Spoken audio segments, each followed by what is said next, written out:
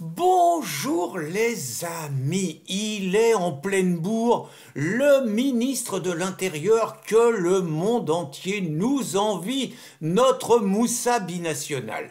Donc, je vous répète pas son palmarès, hein. Bon, le Stade de France, Mathéo et Kevin, le cas psychiatrique d'un Meuse qui avait planté juste des gens criant à la Akbar, mais qui disait que c'est parce qu'il était fou et pas musulman, sans parler de son bilan extraordinaire concernant l'ensemble des agressions, des crimes, des vols, des viols commis en France en 2023, où il a pété tous les records, il rentre dans le Guinness. Mais là, il continue dans la foulée, il est en pleine bourre, il est au sommet de son art. Sur Mayotte, il nous montre l'étendue de son savoir-faire. Je vous rappelle qu'avec l'opération Wonwushu, le je sais pas trop quoi, hein, qu'il a entamé il y a près d'un an, il allait mater tous les clandestins, il allait ramener l'ordre, il allait virer tous les taudis.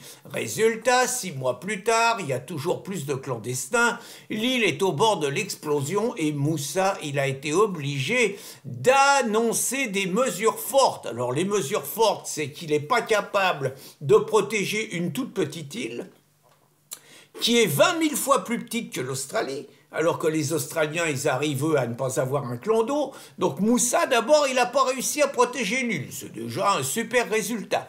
Après, il n'a pas réussi à virer les Comoriens qui envahissent Mayotte et il n'a pas réussi à virer les Africains de l'Est qui ont compris que c'était l'Eldorado, le nouveau Lampedusa français et que c'était open bar. Donc comme il arrive à virer personne, Moussa, qu'est-ce qu'il fait? Il a trouvé la solution. Les Comoriens, bon, et les Mahorais, ils font comprendre qu'ils en ont ras-le-bol, et c'est l'Hexagone qui ramasse tout. Et il y en a déjà 500 qu'on a accueillis. Et en plus, on les accueille pas n'importe comment. Le château de Grignon dans les Yvelines, un des plus beaux lieux du département qui avait déjà servi à en accueillir d'autres avant, dont on a bradé le patrimoine sans qu'il y ait le moindre coupable qui soit poursuivi pour vol de ce qui appartient à l'État. Quand même, non, non, tout va bien, tout va bien. Et donc là, 200 clans d'eau venus de Mayotte qui vont vivre une vie de château. Ils vont vachement être contents. Tous les SDF français, dont il faut juste rappeler qu'il y en a 600 qui meurent sur le trottoir tous les ans, mais ils avaient qu'à pas être français, ils avaient qu'à être mahorais, ils avaient qu'à être comoriens, ils avaient qu'à être africains. Et ils auraient eux aussi une vie de château.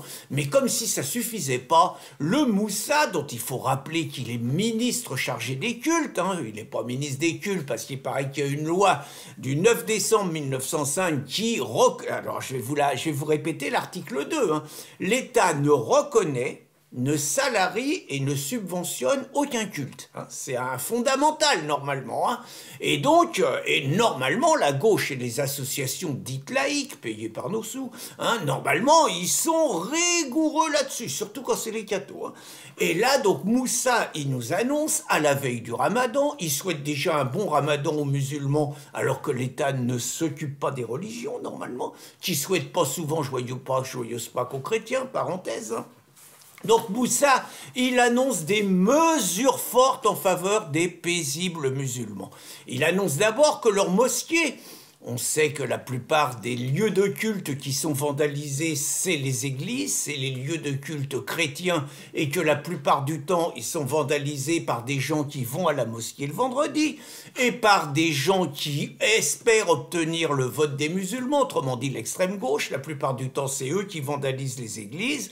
Même Moussa, il met des sous, 1 million d'euros, pas de problème, pour mieux protéger les mosquées. Donc mieux protéger les mosquées, ça veut dire davantage de policiers qui, eux, ne seront pas là pour protéger les Français, première chose.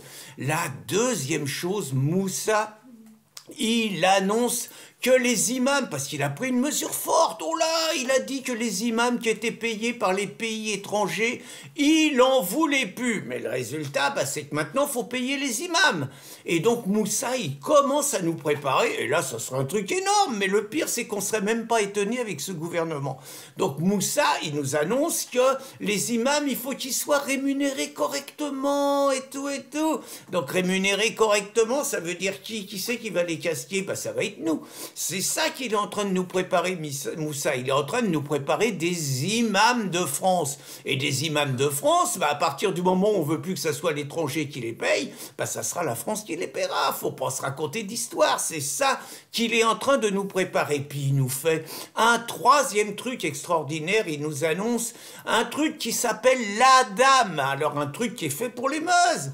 L'association de défense contre les discriminations anti-musulmanes. Donc une association payée par nos sous, payée par nos sous, qui va donc permettre aux pauvres musulmans victimes de discrimination, de violence. Vous voyez la pauvre musulmane, par exemple, qui veut travailler avec son voile dans une bijouterie, par exemple, dans un lieu, dans un commerce et tout. Ah, va pas vouloir aller discriminer, dit.